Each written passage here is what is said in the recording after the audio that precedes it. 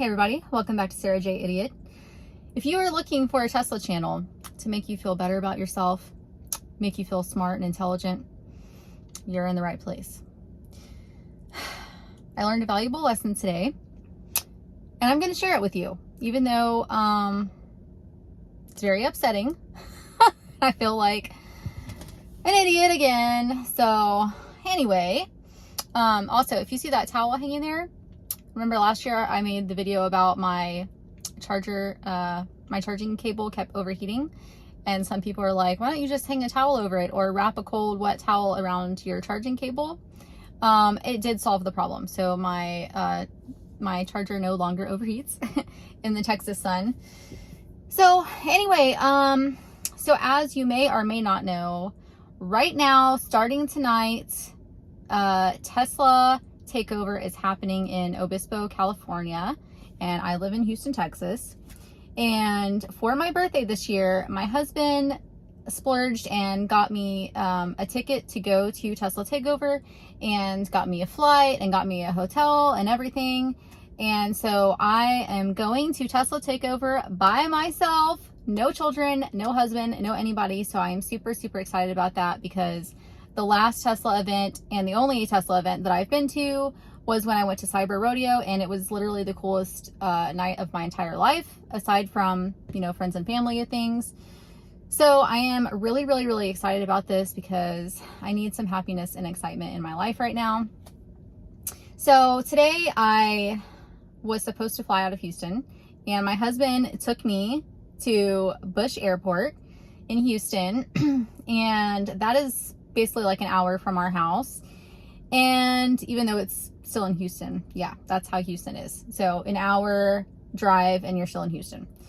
Anyway, so we got there and we were on the way there, and I was like, honey, I am so nervous. I hate flying and going places by myself without you, because usually he does everything. He plans everything. He takes care of everything. He pays for everything. He drives, you know, he gets us to where we need to be on time and deals with any mishaps that come along. But I was going by myself. So he's like, don't worry, it's going to be fine. You've gone by yourself places before. It'll be okay. I get to the airport. I'm waiting for my flight. I'm at the right terminal. I'm good to go. And it says 9 minutes till boarding. So of course I'm like, okay, I need to go pee real quick. So I go to the bathroom. I come back. I sit down, and I'm staring at the screen at my terminal, and it says, instead of boarding in 9 minutes, we're boarding in 7 hours. So I'm just sitting there staring at it like, am I hallucinating? Like, what is going on? Am I not looking at the right thing? Like, what, did the plane leave while I was peeing? I don't know. So I'm just sitting there staring into this screen like 10 feet away. And the guy sitting next to me is like, yeah, you're looking at it correctly. Like, he was just reading my mind. He's like, I thought it was a mistake too, but that's why everyone's forming a line over there, because they basically canceled our flight. They're going to have a new flight here in 7.5 hours, which would be fine. I've slept in an airport on the floor for 12 hours before during a layover because our plane broke down. But the problem is that this was going to take me from Houston to Arizona, and then from Arizona to California. So basically, because they had delayed the flight so much, I was not going to make my connecting flight. So I was not even upset. I'm like, okay, whatever. I'm just going for fun. Like, it's not a big deal. We'll figure this out, right? So I call my husband, and he's like, okay, just get in the line. Let me see if there's another flight and I can change it for free. So he goes on there, and it just showed that there's a problem and he can change the flight for free. So he changes it. He's like, it's fine. Instead of leaving at 2:30, you're going to leave at 4:30. It's still American, and you know, it's no big deal. Just go get your new boarding pass, or it's going to come to your email, but just, you know, ask them and make sure that it's all good with what I did. So then while I was waiting in line and he said he fixed it, then they told us they were getting rid of that line because those attendants were leaving the area. So they sent us to customer service. So then I went and got in line at customer service, got to the front eventually after like, I don't know, 30 minutes.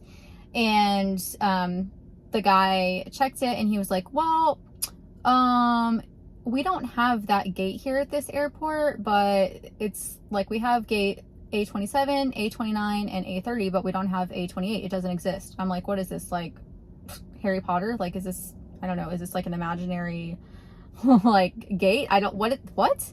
So, he checks the flight and he's like, yeah, that is an existing flight. And I mean, it does say that it's going to that gate, but maybe it's just, you know, my husband's like, well, maybe it'll change to one of those gates. Maybe it's just until they know where it's going to come to. It's like a holding imaginary thing. And the guy at the airport was like, yeah, maybe. He's like, but I mean, that is correct. It shows you're on that flight and it's at 4:30 and it has to be in this terminal A because this is the only American flight, gate that we have. So I'm like, okay, cool. So I go and I'm staring at the computer again, the screen that shows all the flights, and I don't see the flight popping up that we had all been talking about, me and my husband and the guy that worked there at the airport. And I'm waiting and I'm waiting, and my husband has only had 2 hours of sleep. He hasn't slept all night and he's exhausted. He's at home. He already dropped me off at the airport. And he's like, I'm going to take a nap. You know, if something changes, call me and wake me up or whatever. So I'm like, okay. So like time goes by, like an hour, right? And it doesn't pop up. And I'm like, okay, this flight's going to be leaving in an hour, but it's still not on the screen. This is weird. So I go get in line for a third time, wait 25, 30 minutes, get up there. A different lady helps me right next to the same guy that helped me earlier. And she said, oh, I see why it's not popping up on the screen. This flight that your husband changed for you is going out of a different airport.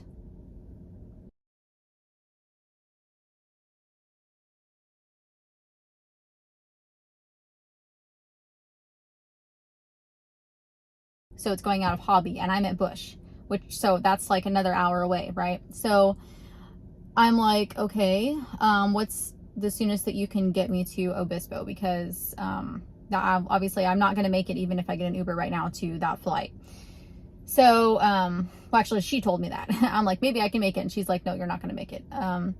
So she told me that she looked at all the flights and she canceled that one. And the soonest that she could get me there was tomorrow. Tesla takeover tomorrow on Saturday. Like basically I would get there like 12:30 to the airport in California. So I believe this woman, right? And I'm like, okay, she's done everything. She's spent like 20 minutes on me. There's a million people in line behind me. This is my third time being in line. And she prints me the new tickets and she's like, just, I rescheduled your flight to come back here tomorrow at Bush. You can fly out 6 o'clock in the morning, have a layover in Arizona, and then go to California after that. And I'm like, okay, that's fine. I'll be in California by noon. That's cool. So I'm happy, right? I got it changed. It's fine. It's free because they screwed it up. And I tried to call my husband and he was asleep. I told my daughter to wake him up. He wasn't waking up. He was exhausted, right? So I'm like doing a nice thing for my husband, not waking him up to come get me from the airport. I call my son because 2 of my kids are driving now. So I call my son and I'm like, hey, can you come get me from the airport? And of course Bush is a nightmare. Okay. So I actually had an Uber take me to Whataburger right outside the airport because the airport is massive and I didn't want him driving in that. So he's going to pick me up from Whataburger. So I have the Uber come get me. My son picks me up and then my husband calls me because he finally woke up and saw my text messages that I sent him. And he's furious with me. And I'm like, why are you mad? Like, it's not even your event that you're going to. And he's like, I paid like $1 million. I've been like getting this together for you for months. And I was like, why are you so angry though? She got me on the earliest flight that she could. Like, it's not a big deal. It's totally fine. And I got a refund for the hotel tonight, which was like almost $400 per night at this hotel in Obispo. It's like crazy expensive there. And he goes, I'm upset because there are flights going out of Hobby at 6 o'clock tonight. You could have still got there tonight, but it would be later. And I'm like, what are you talking about? The lady said that she checked Hobby and Bush. And he's like, you were at an American airline counter. They're only checking American. They have tons of other flights that are not American. You could have gone on Spirit or Southwest or whatever. And I'm like,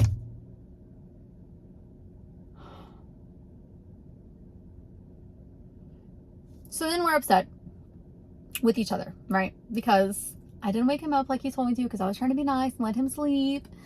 And he was trying to be nice and like send me on this trip by myself, you know, to go have fun for the weekend alone in California with all my Tesla people. And it didn't work out for either one of us, trying to do something nice for each other. So that's just how marriage is. Not talking to each other because you're angry because you try to do something nice for each other and it didn't work out like you planned and it was not even your fault. So if you're considering getting married or getting a dog or having children, I would just say don't do it. Like, it's a trap. I'm just kidding. No matter what you do, you'll never be happy. I'm kidding. I'm kidding. So anyway, I am still excited about being there tomorrow. I'm only going to miss like 2 things happening the first day. But I will eventually get to Obispo, California. And am I even saying that correctly? I don't know. I'm not from California. I eventually will be there though, and I will be walking around. So please, if you see me, come up to me, say hi, give me a hug, take a picture with me. Like, I literally have no plans. I'm just there to have fun and hang out and mingle and meet people. So hopefully everything will work out after this. So I am going to go get some rest now because I have to get up at like 2 o'clock in the morning. So to get to the airport and fly out by 6 a.m. So wish me luck that it goes better this time around. And I hope to see y'all in California tomorrow. Be looking for my videos. I'm definitely going to record a lot of footage when I am there. But I probably won't post it, of course, until I get home, because I tried to do that last time for Cyber Rodeo and the Wi-Fi at the hotel was just god awful and it was just a total nightmare. And I lost a lot of sleep trying to post videos while I was in a hotel. So I'm not going to do that again. So I cannot wait to talk to y'all next week and show you everything that happens. And hopefully it's as awesome as I'm imagining it will be. Hope y'all have a great week and I will see y'all next time. Oh, of course, the lesson to take away from this is don't listen to the airport people because they don't always know what the heck they're talking about. And when she said she was checking every option for me, she meant for American airline, not for every airline. So I should have just got a refund and called my husband like he told me to and just got a total refund and taken a different airline. I didn't realize that she was only checking American and she didn't divulge that information to me. So that's your lesson there. Just do what your husband tells you to do or your wife or whatever. All right, y'all take care.